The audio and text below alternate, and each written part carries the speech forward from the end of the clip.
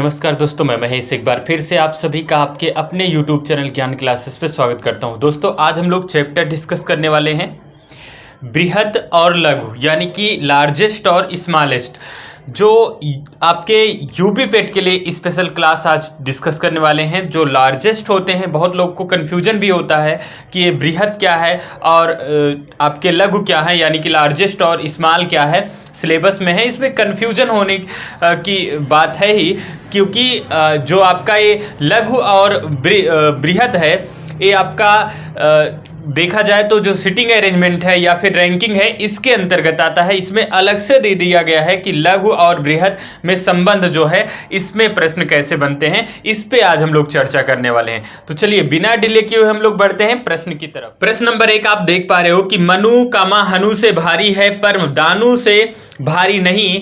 मीनू कामा कानू से, कानू और मनु से भारी है। कानू कामा हनु से भारी नहीं है। दानू सबसे भारी नहीं है। सबसे भारी कौन है? तो तुलनात्मक प्रश्न होता है, बहुत ही इजी होता है। चलिए इसको समझते हैं कैसे सॉल्व करेंगे।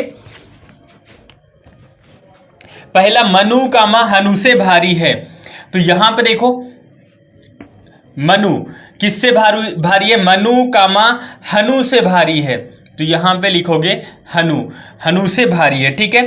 पर दानु से भारी नहीं है। देखो मनु जो है हनु से तो भारी है, पर दानु से भारी नहीं है। इसका मतलब दानु इनसे भी भारी होगा। बात आई समझ में? इनसे भी दानु भारी होगा। आगे बोला गया मीनू कामा कानू और मनु से भारी है। देखो मीनू जो है किससे किससे भारी है? मीनू कानू और मनु से भारी है। कानू से भी भारी है और किससे भारी है? मनु से। तो यहां पे इसको अलग से डाटा नोट करते हैं। मीनू किससे किससे भारी है? कानू से। और किससे भारी है? मनु से, ठीक है। अब आगे देखो, इसमें बोला गया कानू कामा हनु से भारी नहीं है।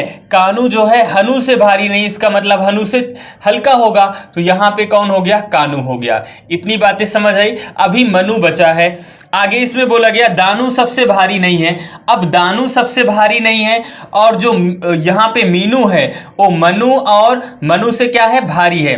जो मीनू है मनु से भारी है, तो मनु से भारी होगा तो या तो यहां बैठाएंगे या फिर यहां बैठाएंगे। तो सबसे भारी तो आपका दानू है नहीं, तो यहां पे कौन बैठ जाएगा? मीनू बैठ जाएगा। दिख रहा है कि नहीं? यहां पे दिख रहा है ना? तो सबसे भारी कौन हो गया? मीनू हो गया। इसमें पूछा गया कि सबसे भारी कौन है, तो सबसे भारी आपका मीनू। आंसर ऑप्शन नंबर 3 इसका सही आंसर होगा। सबसे भारी कौन होगा भैया? मीनू होगा। समझ पाए?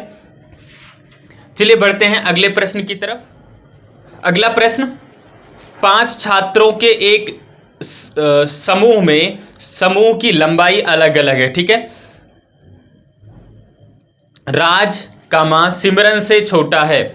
चलो इसको बनाते भी हैं साथ में। बोला गया राज किससे? राज कामा सिमरन से छोटा है। इसका मतलब यहां पे देखो सिमरन बड़ी होगी, राज कामा सिमरन से छोटा है, ठीक है। तो यहां पे राज किससे छोटा है भैया? सिमरन से छोटा है। आगे पढ़ो। आगे बोला गया सिमरन कामा मनोज से छोटी है। सिमरन किससे छोटी है? मनोज से, तो मनोज यहां हो गए, मनोज से छोटी है, ठीक है। आगे इसमें बोला गया मनु केवल कृति से लंबा है। मनु केवल कृति से लंबा है, इसका मतलब समझो, मनु केवल कृति से लंबा है, इसका मतलब बाकी सबसे छोटा होगा। तो यहां पे कौन हो जाएगा? मनु हो जाएगा। मनु ही बोला गया। मनु केवल किससे लंबा है भैया? कृति से। मनु केवल कृति से क्या है भैया? कृति से लंबा है, बाकी सबसे छोटा होगा। तो पूछा गया सबसे लंबा कौन है, तो सबसे लंबा कौन होगा? मनोज होंगे। सबसे लंबा कौन सा होगा? मनोज सबसे लंबे होंगे। समझ पाए इसको? मनोज सबसे लंबे होंगे। ऑप्शन नंबर कौन सा हो जाएगा? ऑप्शन नंबर 4 इसका सही आंसर होगा। समझ पाए? चलिए बढ़ते हैं अगले प्रश्न की तरफ। अगला प्रश्न, 5 व्यक्तियों का वजन अलग अलग है। P, N से हल्का है, जो सबसे भारी नहीं है। M केवल Q से भारी है। O, P से भारी है। कितने व्यक्ति O से हल्के हैं? आपको बताना है कितने व्यक्ति O से हल्के हैं। चलो इसको सॉल्व करते हैं। 5 व्यक्ति हैं जिनका वजन अलग अलग है। P, N से हल्का है। P हल्का होगा, किससे हल्का होगा? N से। तो N यहां हो गया, N से हल्का कौन है? तो N से हल्का है भैया P है, ठीक है, P N से हल्का है। आगे बोला गया जो सबसे भारी नहीं है, इसका मतलब N सबसे भारी नहीं है। जो और जो की से अगर कोई सेंटेंस जो और जो की से जोड़ा जाएगा तो वह ऑब्जेक्टिव होता है सेकेंड पर्सन के लिए। तो सेकेंड पर्सन यहाँ पे N था, इसका मतलब जो किसके लिए प्रयोग हुआ था? N के लिए, ठीक है। बोला गया जो सबसे भारी नहीं, इसका मतलब N सबसे भारी नहीं है। आगे बोला गया M कामा केवल Q से भारी है। M केवल किससे भारी है? Q से भारी है। M जो है केवल और केवल किससे भारी है? Q से भारी है। इसका मतलब और सबसे क्या होगा भैया? हल्का होगा। Q से भारी होगा M, बाकी सबसे हल्का होगा। 5 व्यक्ति हैं, अभी एक व्यक्ति और बचे हैं। आगे पढ़ो। O कामा P से भारी है। O किससे भारी है? P से भारी है। तो P से भारी है, इसका मतलब O को यहां बैठा सकते हैं, लेकिन बोला गया N सबसे भारी है नहीं, तो यहां पे O को बैठना पड़ेगा। O को कहां बैठना पड़ेगा? यहां पे। अब ये सीक्वेंस क्या हो गया भैया? कंप्लीट हो गया। अब हमसे पूछा क्या गया? O से हल्के कितने व्यक्ति हैं? तो O से हल्के 1 2 3 4 कितने व्यक्ति हैं? 4 व्यक्ति O से हल्के हैं। ऑप्शन नंबर इसका कितना सही होगा? 2। ऑप्शन नंबर 2 इसका सही आंसर होगा। समझ पाए? चलिए फिर बढ़ते हैं अगले प्रश्न की तरफ। अगला प्रश्न है 49 विद्यार्थियों की एक कक्षा में करीम शीर्ष से 16वें रैंक पर है, नीचे से रैंक क्या है? करीम की नीचे से रैंक बताना है। कक्षा में कितने विद्यार्थी हैं भैया? 49। देखो आपको ये याद रखना है, रैंक इक्वल क्या होता है? Rank equal distance, person equal distance -1, distance equal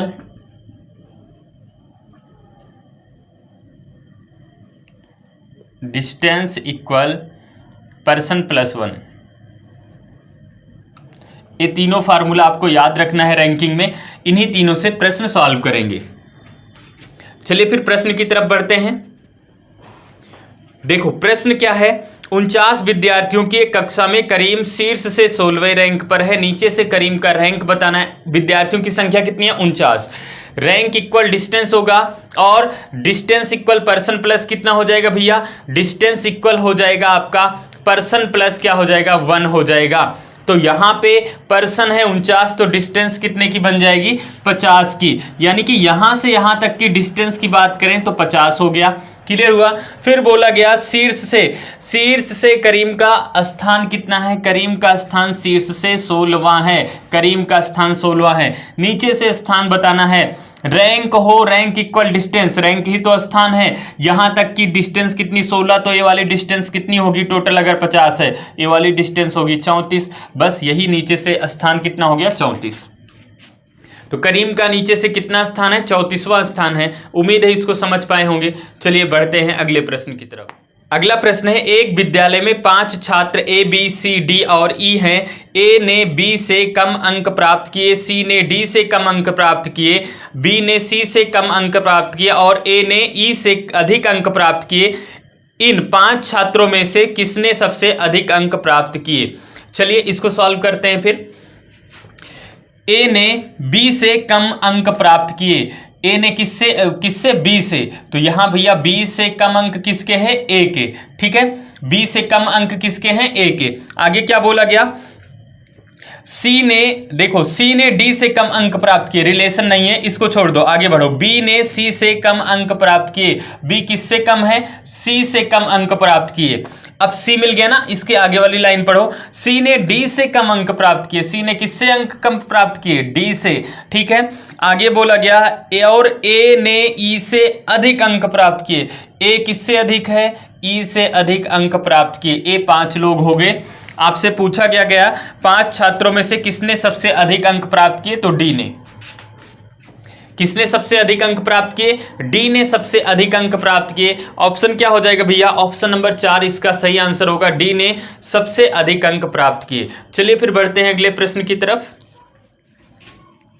अगला प्रश्न है एक दौड़ में 5 लड़के भाग लेते हैं। राम, श्याम से पहले लेकिन अरुण के बाद दौड़ समाप्त करता है। सुरेश कबीर से पहले लेकिन श्याम के बाद दौड़ समाप्त करता है। दौड़ कौन जीतता है? तो दौड़ कौन जीतेगा आपको बताना। चलिए इसको भी सॉल्व करते हैं। एक दौड़ में 5 लड़के भाग लेते हैं। श्याम राम श्याम से पहले दौड़ खत्म करता है।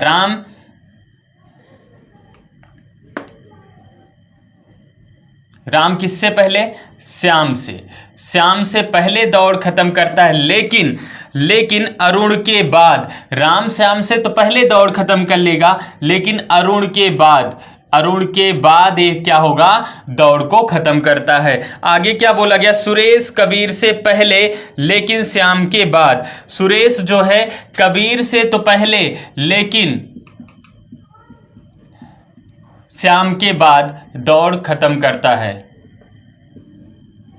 सुरेश कबीर से पहले लेकिन श्याम के बाद दौड़ को खत्म करता है। तो बोला गया कि दौड़ कौन जीतता है। तो दौड़ कौन जीतेगा भैया? सबसे पहले कौन पहुंचा? अरुण पहुंचे। तो ऑप्शन नंबर कौन सा हो जाएगा? ऑप्शन नंबर 3 इसका परफेक्ट आंसर हो जाएगा। अरुण दौड़ जीते। किसने दौड़ जीता? अरुण ने। तो उम्मीद है इसको समझ पाए होंगे। चलिए बढ़ते हैं अगले प्रश्न की तरफ। अगला प्रश्न है, 35 छात्रों की एक कक्षा में कुणाल नीचे से 7वें स्थान पर है, जबकि सोनाली ऊपर से 9वें स्थान पर है। पुलकित दोनों के ठीक बीच में है। कुणाल से पुलकित का स्थान क्या है? अच्छा, छात्रों की संख्या कितनी है? 35। तो डिस्टेंस कितने की बनेगी? 36 की। डिस्टेंस बना लो, कितने की बन गई भैया? 36 की ये डिस्टेंस बन गई, 36 की डिस्टेंस बन गई। इसमें क्या बोला गया? आगे बोला गया कुणाल नीचे से 7वें स्थान पर है। नीचे से 7वें स्थान पर कौन है? कुणाल है। ठीक है, एक कुणाल नीचे से 7वें स्थान पर है। सोनाली ऊपर से कितना है? 9वें स्थान पर है। सोनाली ऊपर से कितना? 9वें स्थान पर है। फिर बोला गया पुलकित इन दोनों के ठीक बीच में बैठा। अच्छा, 9 और 7 कितना हो गया? 16 हो गया।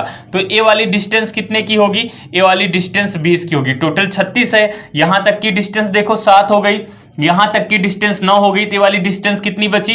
ए बची आपकी 20 बची। बोला गया पुलकित इन दोनों के ठीक बीच बैठा है। पुलकित इन दोनों के ठीक बीच बैठा है। तो अब क्या करेंगे? 20 को डिवाइड करेंगे, 10 इधर हो गया, 10 इधर हो गया।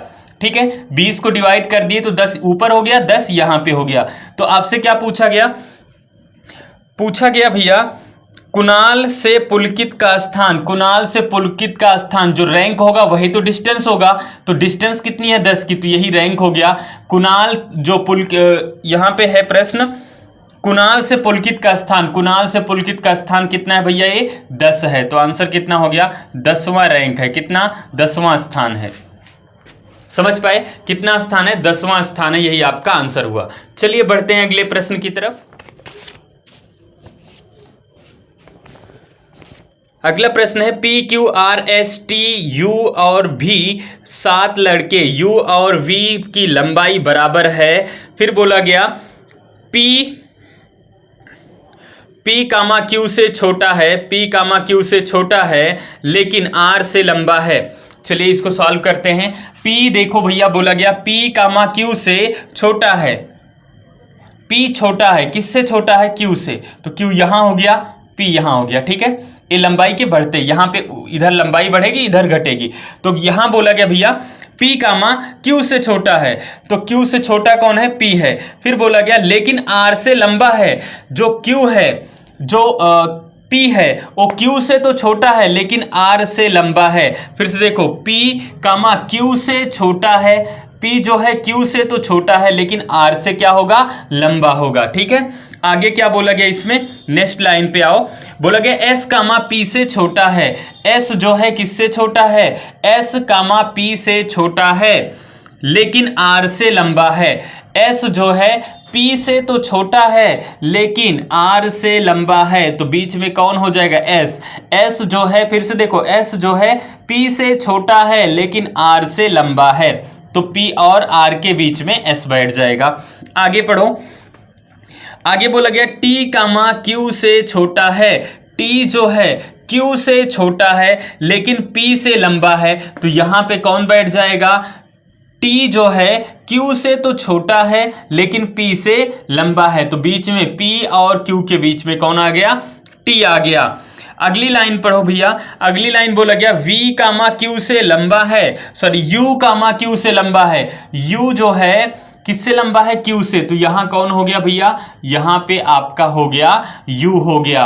और यू अगर हो गया तो यू और वी की लंबाई कितनी है भैया, बराबर है, तो यहां पे दो लोग हो गए। अब यहां पे पूछा गया कितने लड़के पी से लंबे हैं, तो पी से लंबे कितने लड़के हैं, 1 2 3 4, कितने लड़के हैं, 4 लड़के पी से लंबे हैं।